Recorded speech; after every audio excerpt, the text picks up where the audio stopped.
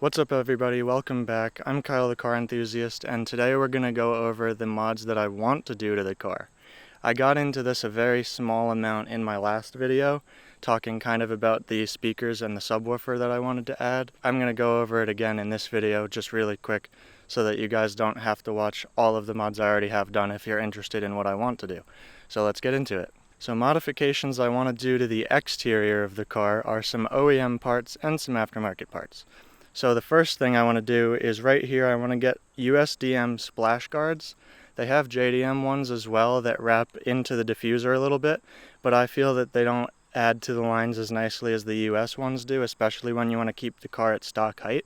When you lower the car, the JDM ones look cool because they don't lower the rear bumper very much, but I'm trying to go for a subtle lowered look without it actually being lowered. So if I can get something that adds a little bit more length to the rear bumper, then I'm happy. That's what I'm going to do. I'm also considering getting some STI style side skirt extensions. So the STI side skirt extensions I think would look really nice to go with the front lip that I have. Also, I want to get what a lot of Subarus get, which is the fourth brake light here. I want to get the OLM OG Final Edition in red, of course, to help contrast the red taillights because I'm always talking about contrast. That one I'm planning to set up as a brake light only instead of a fog light. I don't want it on when I'm not on my brakes because I don't want to confuse people behind me that I'm braking if I'm not, and then them not pay attention when I'm actually braking. So I figure I'm going to shut that off and only have it come on when I'm hitting the brakes so that it's just an extra brake light. Instead of just having the third brake, then it'd be a fourth brake as well. A little over the top for some, but I think it looks cool, so I figure why not.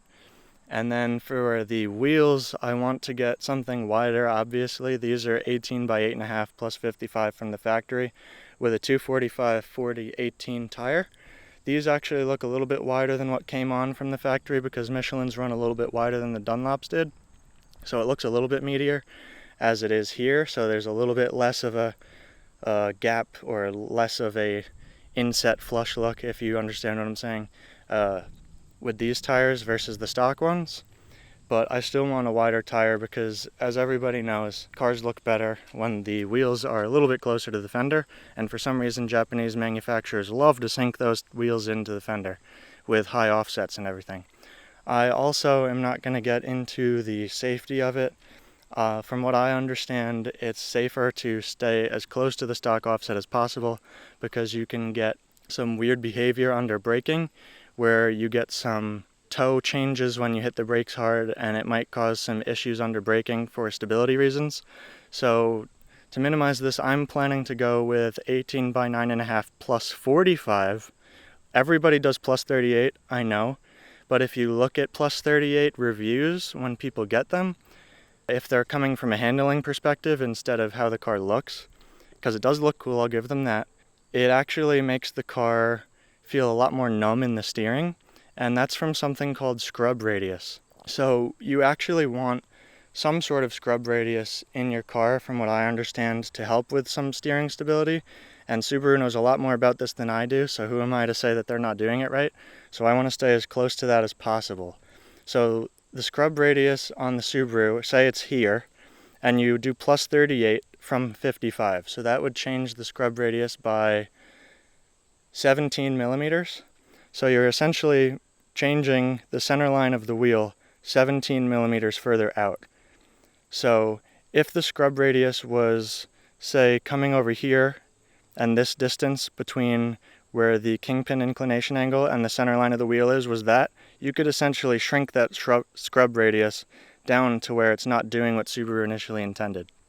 So I'm planning to do plus 45, which is only a 10 mil change, so it leaves a little bit more of that scrub radius left to help with stability. Again, don't use this except for what I'm doing. You make your own decisions on what you want to do with your car regarding safety, but that's just the compromise that I feel is best for me, which will also have the wheel come out a little bit further, but not as far as the plus 38s. A lot of people with the plus 38 offset on 9.5-inch wheels, to be specific, have the wheels poke out so far that if you leave the car at stock height, it looks goofy. Unless you add lots of camber, which I don't recommend either because that can add a whole bunch of other dynamic changes when you're driving. Lots of people with camber do a lot for the track or for looks, and the track one has a purpose, but the looks one doesn't. I already have, I think, about 1.5 degrees in the rear from the factory, and I'm already experiencing camber wear. I had about 2 degrees of negative camber on my last car, and it was just chewing through tires. So if you don't want to spend a lot of money on tires, and you add a lot of camber, be prepared to spend a lot of money on tires. If you want to do it right, I recommend doing a good alignment for the street and get good tires. The tires are the only thing in contact with the road from your car.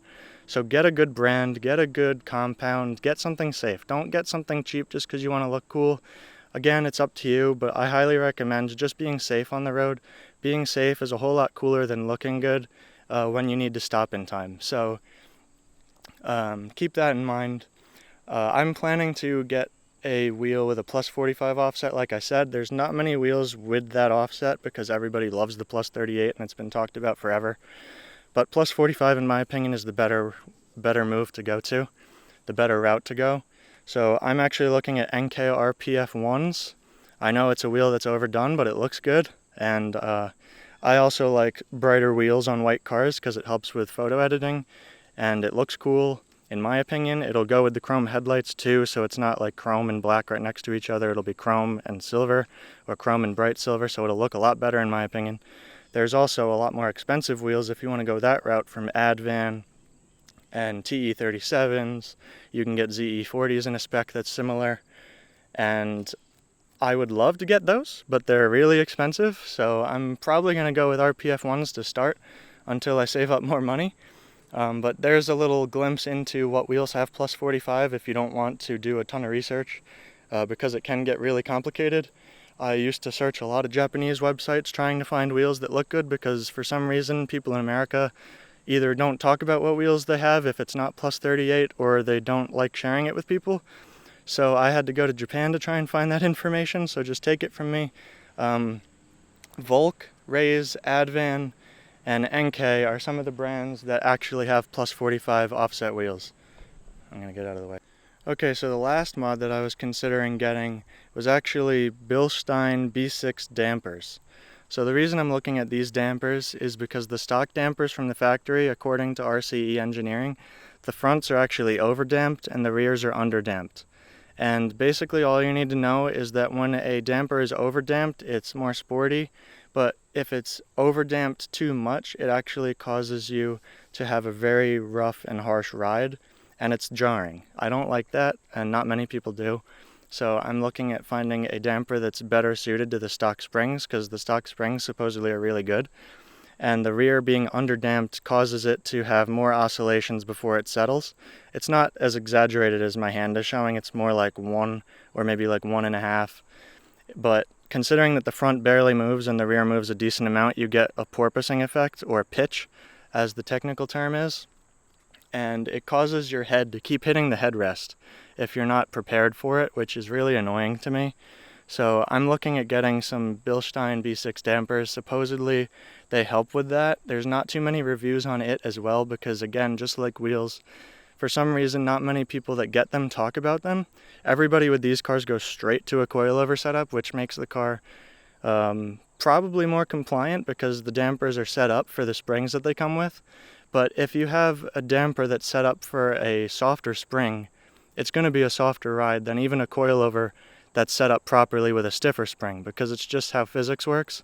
So considering that these have 5.8 kilograms per millimeter in the front and 5.2 in the rear, getting a damper that's properly matched to those is going to be softer than anything, in my opinion, that has a 7K, 8K, and up spring rate.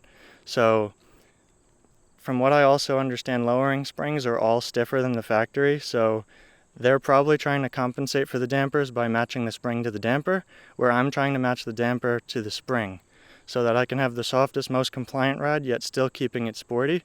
And the Bilstein dampers are monotubes front and rear. Stock, it's inverted monotube in the front and twin tube in the rear, or the premium and limited 16 and up cars.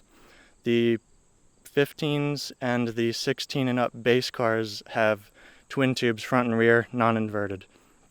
So the best way to get the ride that I'm after is the Bilstein B6s, or Bilstein, and stock springs. From what I also understand, they can potentially make the car sit a little bit higher, which I'm kind of okay with for the time being, because this is my daily driver, so I don't want to make it lower because it's already scraping and high centering in certain roads where I live. So that seems to be the best bet. I'll report back if and when I get those to tell you guys what I think of them. But if any of you guys out there have Bilstein B6s on your WRX or STI even, write a comment down below. Tell me what it's like. Tell me, is it what you thought it was, or is it a waste of money? Because not many people talk about them, and a lot of people that do talk about them don't say enough about it for me to get an understanding of if it's what I want or not. So if you have any information regarding that, please let me know. Or if you feel the same way I feel about the suspension and you went coilovers and it's actually better than you thought, let me know down below as well. So that's about all I have to say for the mods that I want to do to the car. So I'm going to end the video here. Thank you guys so much for watching. I'm Kyle, the car enthusiast. Feel free to subscribe, like, comment, whatever you want to do. I'm going to add some videos at the end here that you can click on if you want to watch more. And have a great day.